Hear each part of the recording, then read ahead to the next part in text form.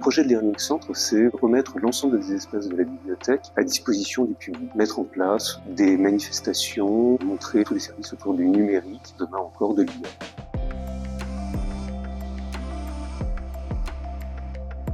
Sébastien Perrin, directeur de la bibliothèque de Mines Paris PSL. Je suis Pauline Falquet, architecte à l'agence Thales Architecture.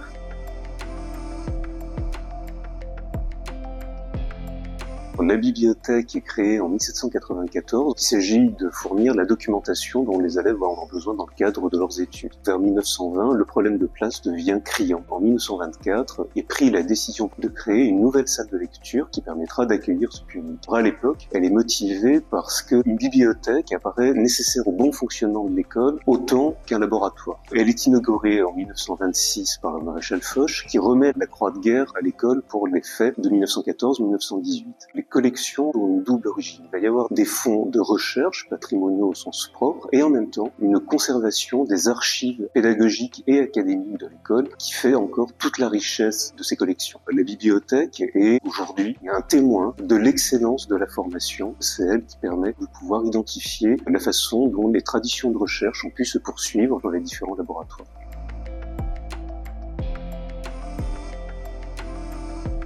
Pour avoir travaillé dans la rénovation du Grand Quartz et notamment sur les espaces du carreau et de l'amphithéâtre qui sont des volumes annexes à cette salle de lecture, on a pu vraiment avoir cette approche sur cet espace particulier qui a été construit par Albert Gentil en 1926. Et dans ce contexte-là, on est sur la mutation très importante du quartier latin où l'université se réinvente avec des espaces beaucoup plus accessibles aux étudiants, notamment les bibliothèques qui finalement deviennent un espace où on donne à voir autant les ouvrages que les volumes qu'on magnifie l'architecture dans sa structure métallique qui était jusque-là réservée aux gares, aux usines. Et grâce à ça, on retrouve un langage autour de l'apport de lumière qui est possible par des grandes portées, des verrières qu'on a au plafond, des espaces aussi de baies cintrées en façade. Tout ça vient vraiment apporter un matériau supplémentaire qui est la lumière naturelle avec ces ouvrages qui doivent être à la fois protégés de cette lumière et consultés dans un espace magnifié qui soit propice à la concentration. Tout ce savoir doit être vu, consulté et doit susciter un espace de bien-être pour l'école.